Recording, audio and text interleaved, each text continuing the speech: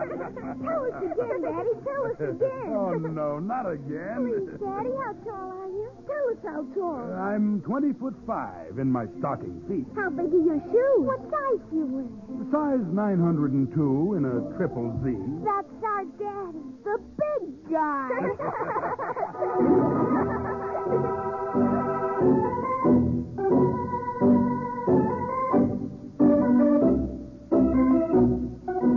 NBC presents The Big Guy, another in the series of adventures of a very unusual detective, Joshua Sharp. Joshua Sharp works for his clients on a strictly cash basis to provide for the needs of his nearest and dearest, Josh Jr. and his daughter Debbie. To these two, Sharp is both father and mother. To his clients, he is a good detective. To Josh and Debbie, he's the friendly magician, the fabulous hero, the giant among giants, the Big Guy. Tonight's adventure with the Big Guy, the case of the villainous friend. A man alone, trying to bring up a pair of youngsters, runs into a lot of unexpected problems. One of my most unexpected was a sudden shortage of bedtime stories. After all, you can read Grimm's fairy tales only a few hundred times before the kids begin to tire of them. And that goes for Hans Christian Andersen and all the rest of the Once Upon a Timers. Now, I'd reached that point with Josh and Debbie, and they were getting so bored with witches and sleeping beauties that finally, for all our sakes, I tried tapping a new source. I bought a copy of Tales from Shakespeare. It was an immediate hit. In fact, it was too big a hit. That first night, I read The Tempest and Two Gentlemen from Verona, and still they didn't want me to stop. What's the next one, Daddy? Well, we'll let the next one wait, baby. You and Debbie have to go to sleep. But what's the name of it? Just the name of it? It's the tragedy of Othello. Now, you just close your eyes and... Oh, what about him, Daddy? Yes, Daddy, who was he? Well, he was a man, Josh. Oh, and what was the tragedy? Well, he was married to a woman named Desdemona who loved him very much. Is that a tragedy? No, the tragedy came about because he had a friend named Iago. Yes. And Iago came to Othello and told him that Desdemona didn't love him at all. He said she loved somebody else. He was bad, wasn't he, Daddy? Oh, very. And what happens next? Well, Next, a couple of shrewd articles who are trying to worm another story out of their hard-working father give him a kiss and say good night.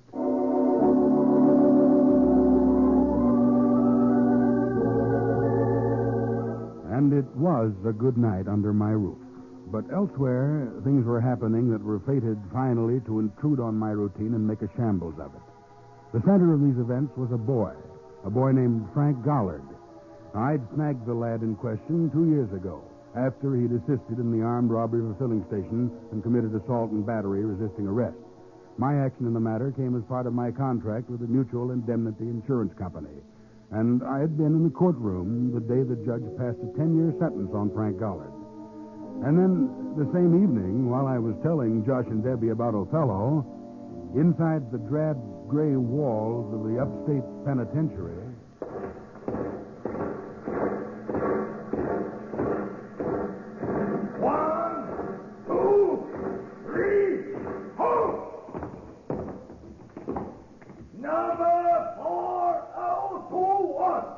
Number 5604.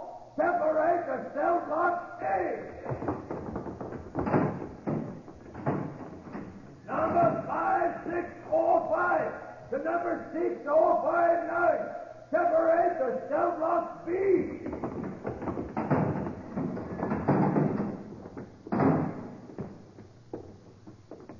You hear from your wife lately, Frank? Yeah, I got a letter from Lila last week. Now, let's turn in, Hap. What do you say? Yeah, sure, kid, in a minute. Lila. Oh, that's a pretty name. Hap? Huh? How come you asked me that? Oh, I heard you tossing around last night. I knew you wasn't sleeping. And I've been thinking about all the guys in this place who got somebody waiting for them and wondering where all them somebodies are tonight.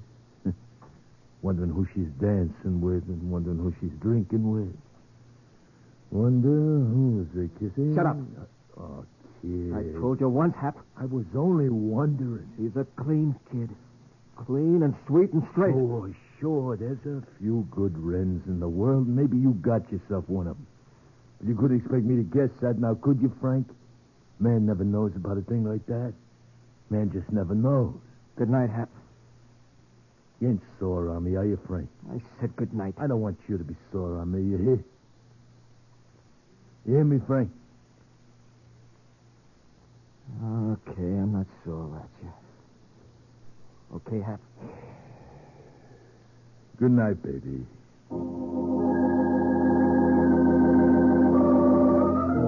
Hap was his cellmate, and Hap was his friend.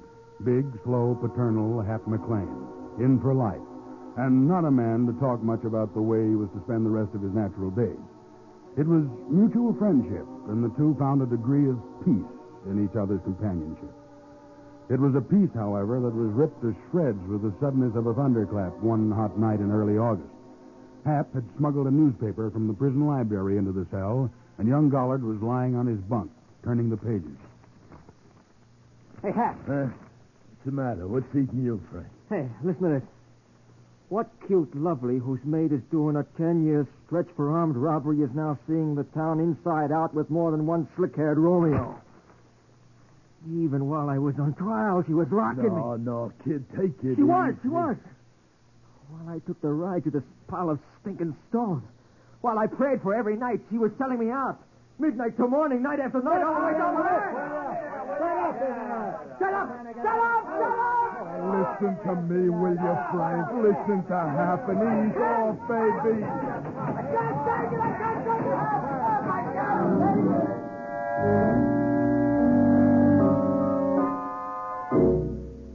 But he had no choice about taking it. With his friend Hap's help, he calmed down and went on with the monotonous routine of his daily life behind the walls of the prison. And then, late one night, weeks later, in the cell he shared with Hap McLean, he found that he didn't have to take it anymore. Frank, hey, kid, wake up and listen. Listen to old Hap and listen good. You got to get out of here.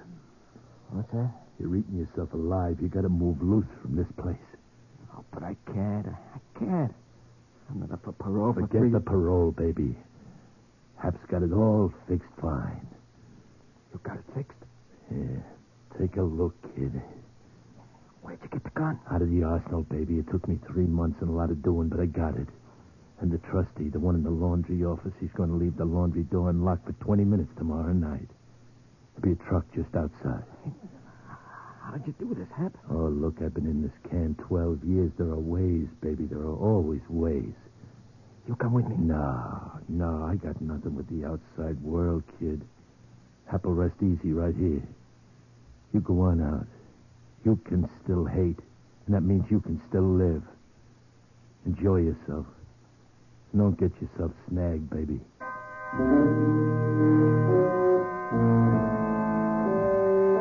It was at 11 o'clock the next night that the guard changed. 2 minutes before this chosen hour, Hap McLean stood crucial guard for the appearance of any official, and the boy prepared for his venture.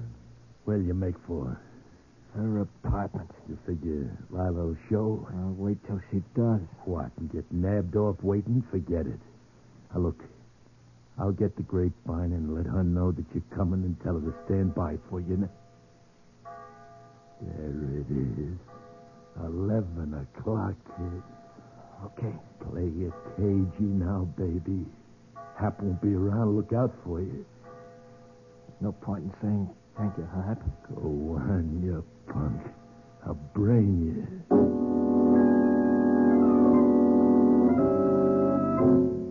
The boy was halfway across the prison yard when... Stop where you are! And the shaft of a giant searchlight struck him like the lunge of an angry lion. Darting out of its glare, he took cover behind an angle of the wall. Come out in the open! Come out with your hands up! The boy fired at the guard on the watchtower.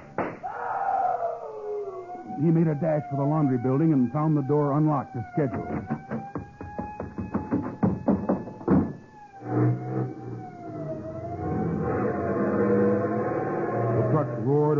back roads on the all-night drive to the city, while the state was springing into action to retake Frank Gollard. Retake him, dead or alive.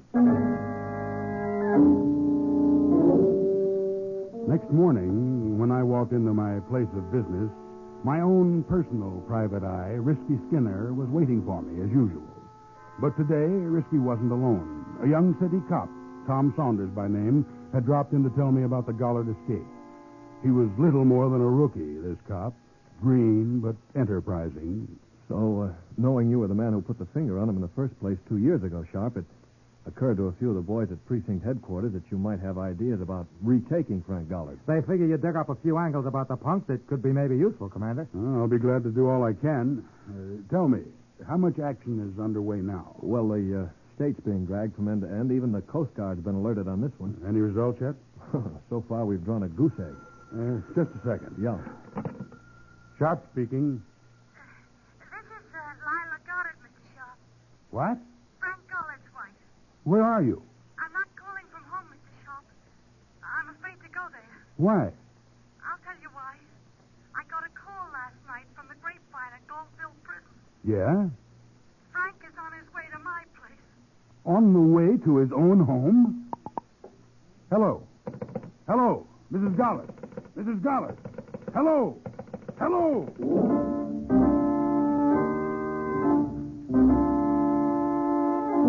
The wire was dead, but the news had been sensational. Leaving Risky to try to check back on the call, I found Mrs. Gollard's address in the city listings, latched onto Patrolman Saunders, and headed for Gollard's home. By 25 of 10, we were in his apartment. I was at the window and Saunders by the door. Hey, Sharp. Okay, I see him. He's coming in. Great. Get ready for business. Let's wait for him in the hall, huh? All right.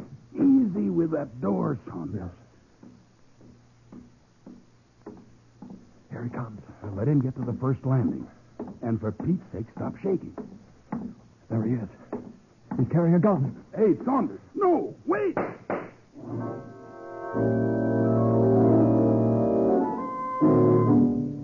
But I was too late. The green rookie, firing in panic, missed, and Frank Gollard went crashing back down the stairs, through the door, and out into the street.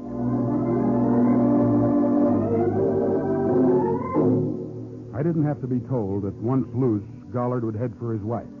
After all, Lila had tipped me off, and he probably knew that she was the only person on Earth who had been wise to his whereabouts. The immediate deal, therefore, was to contact her without delay. It was just about this time there came a knock on the door of Warden Jameson's office at the state penitentiary, and a cell block guard by the name of Spears walked in with the announcement that somebody wanted to talk to the warden. Who is it, Spears? Prisoner from cell block A. He yammered till I went to see what was wrong. Yes, Spears. Well, then he told me he could retake Gollard for us. Nothing's flat. And I can, Warden. Honest, so help me now. I'm not kidding. I know exactly what I'm talking I told you to wait outside. All I right, was going Spears. to- All right, I'll talk to him. Okay, Warden. You say you can recapture Frank Gollard? And be back before morning. Who are you? Number 5002. I mean your name. Oh, my name is Hap McLean. I presume, McLean, that you can only perform this remarkable feat if you allow to be left out of the prison alone. Who wants a loan? Send Spears with me with a gun, a dozen guns. Who cares? Now, look, I'm only trying to do the right thing here, Mr. Warden. That's all I'm interested I in. see. All right. We'll send Spears with you. And you won't regret it, I'll tell you what. And I'm telling you something, McLean. If you succeed in this mission, I'll see what can be done to secure you a full and complete pardon. No, you mean it? Don't you think you deserve it? Well, I guess I did figure something like that. Yeah, I imagined you did, McLean. Spears, Yes, sir. you'll take McLean into the city and let him do exactly as he thinks best.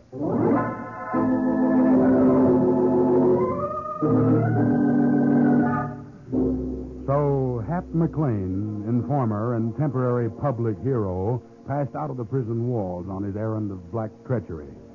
Meanwhile, we were still ransacking the city for Lila. And as it turned out, Frank Gollard was doing the same. In the phone booth of a hole-in-the-wall cigar store on a side street. She must be at that summer cottage at Riverview. Yeah, that's it. Probably where she's hiding out. Number, please. Give me Riverview 534. Riverview 534. Thank you, sir. Hello? Is this you, Lila? Oh, Frank. How are you, Frank, honey? I'm fine. What's happening, Frank? I'm looking for you, Lila. Oh, honey, I just turned on the radio and heard the news. I just woke up. I'd been asleep. Why did you go up to Riverview to sleep, Lila? What's the matter, Frank? Matter? Nothing.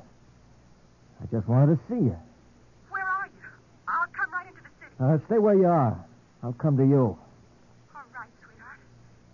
You remember how to get here? Yeah, I remember. You, alone, Lila? Yes. A girlfriend was staying with me up until last night, but she had to get back to town. Oh, honey, I wish we could be together. I wish we never had to leave here. Stay where you are till I get there, baby. Maybe you never will.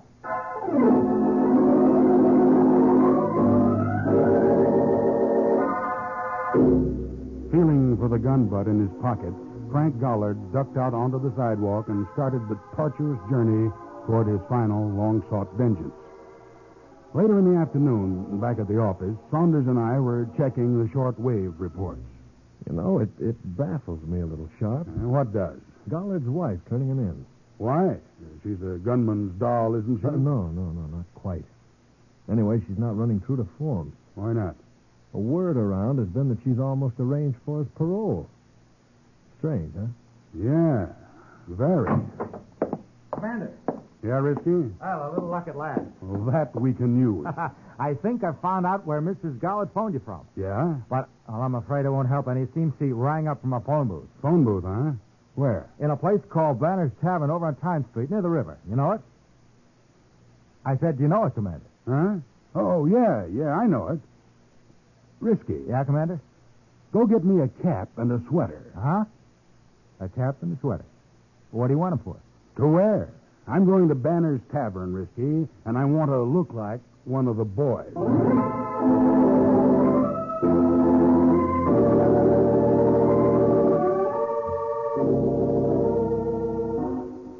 Banner's Tavern at the foot of a wharf on the river had never been what might be called a pride to the community, and tonight was no exception.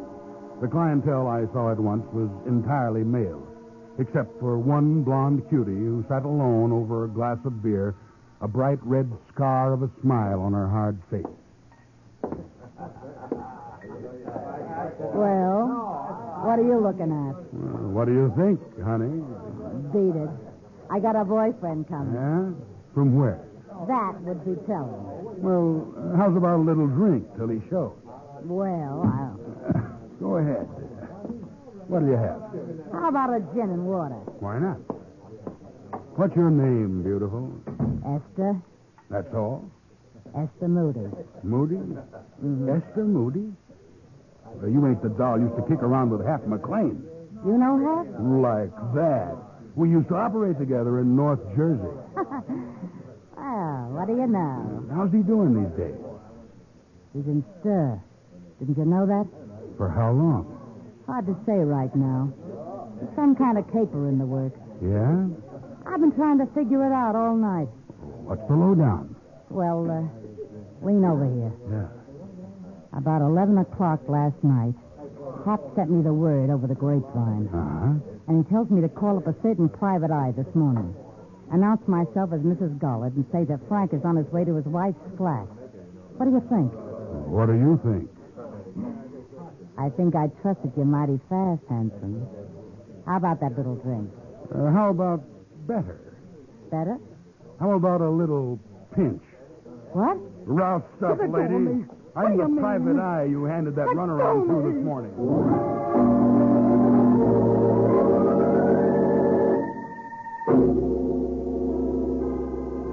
I got her to headquarters. Not, however, without a set of fingernail marks down my cheek, and walked in on a bit of exciting news.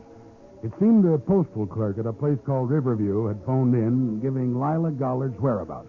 The address, 21 Canton Lane, at which street number Frank Gollard had just arrived. Oh, Frank. You sounded so strange over the phone. I don't understand. What have I done? You really want me to tell you, Lila? You called the cops and told them where they could pick me up. I did, Frank? Yeah, you. Frank, how could I? I didn't even know you'd broken out. McLean got word to you at the apartment last night and told you where I'd be. But I wasn't there. I wasn't even there. Ah, that's an easy out. You turn me in and then you run for the tall timber. Frank, do you honestly believe I'd do that? I know you did it, you hypocritical swine. Oh, darling.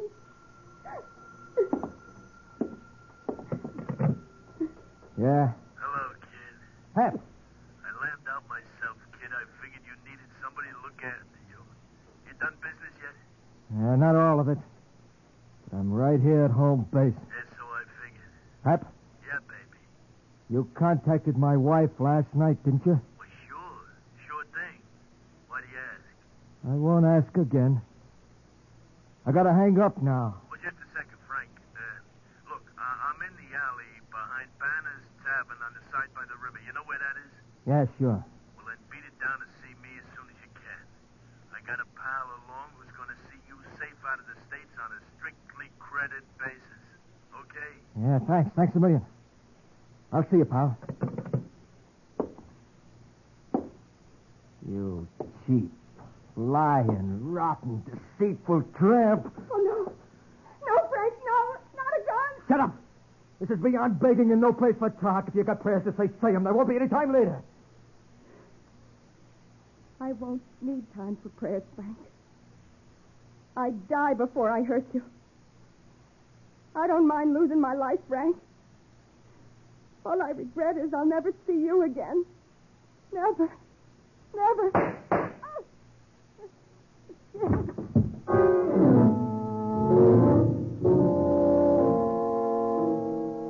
It was at that moment that Risky and I drove up in front of 21 Canton Lane and heard the shots as we ran up the path to the house. That was it, Commander? Yeah. Gollard, you blasted fool. What did you do, you crazy punk? I just killed a liar, a stoolie, and a cheat. Let's go now without questions, huh? First, there's got to be a few answers given, boy. Such as? Did you know this cheat here had just about arranged to get you paroled at the next meeting of the board? You're lying. Too bad for your peace of mind I'm not. Not when I said that, nor when I say this. Your wife didn't call me and inform on you today, Gollard. She did? No, she didn't. The call I got came from a woman named Esther Moody, who made it to help weave this net you're caught in. Moody? Esther Moody? Who's that? What's she got to do with me? She's got nothing to do with you, but I think maybe her boyfriend has. Her boyfriend? A guy by the name of Hap McLean.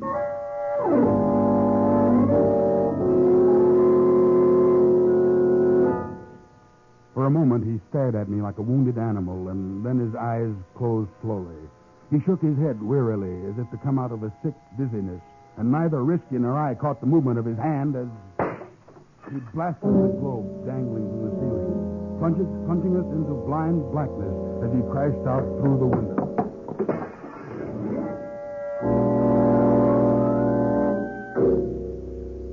Nearer dawn, in the alley behind Banner's Tavern. It's getting chilly waiting here, McLean. Where's your boy? Easy, Spears. Take it easy. He's on his way to us. Yeah.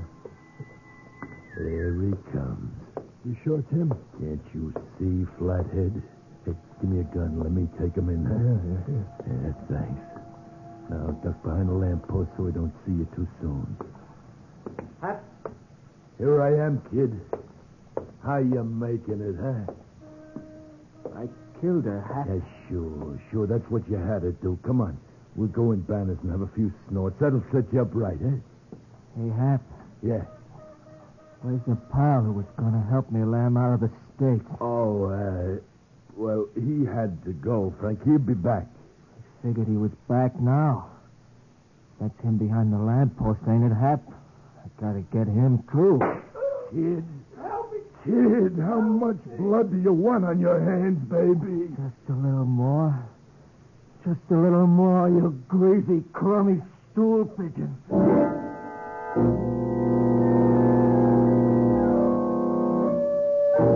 Hap McLean took a look into the empty, cold eyes of the boy and suddenly bolted down the alley.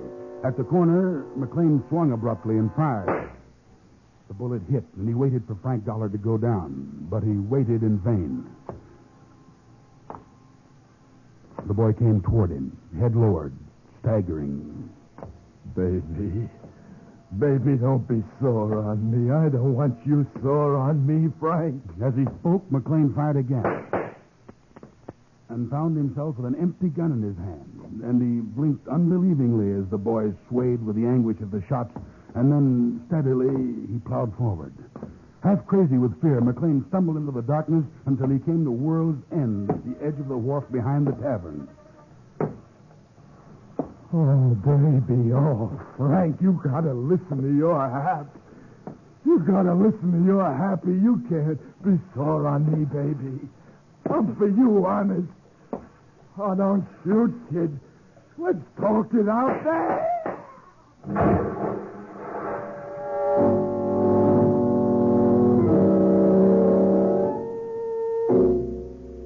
Frank Gollard, looking like a child asleep, was dead, stretched out on the rotten planking of the wharf when we found him.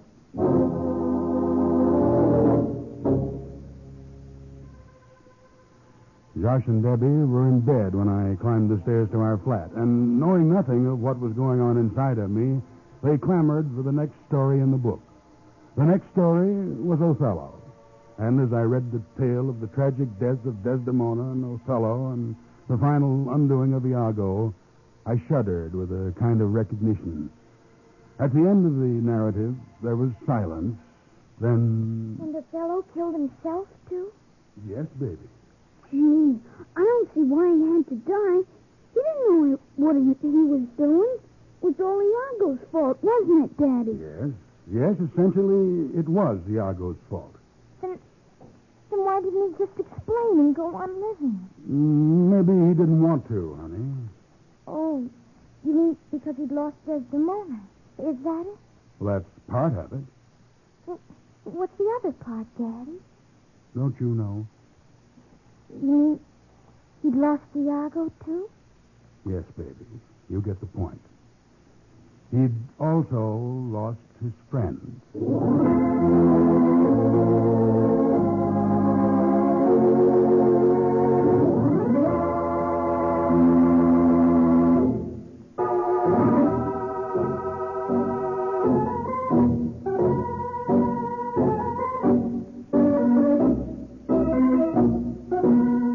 Joshua Sharp, detective, works for his clients on a strictly cash basis to provide for the needs of his nearest and dearest, Josh Jr. and Debbie. To them, he's the friendly magician, the fabulous hero, the giant among giants, the big guy.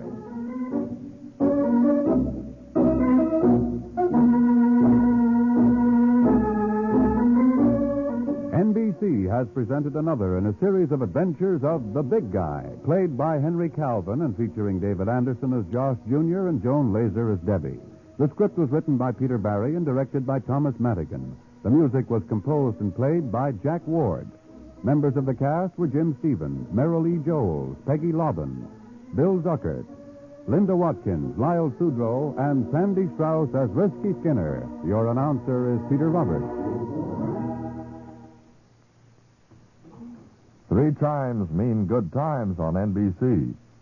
The American album of familiar music returns tonight over most of these NBC stations, presenting the finest in Sunday evening musical listening designed for the entire family. On Sunday, September 10th, Theater Guild on the Air will be back with more hour-long presentations from Broadway and Hollywood, featuring the most famous and talented artists of stage, screen, and radio. 3 chimes mean good times on NBC.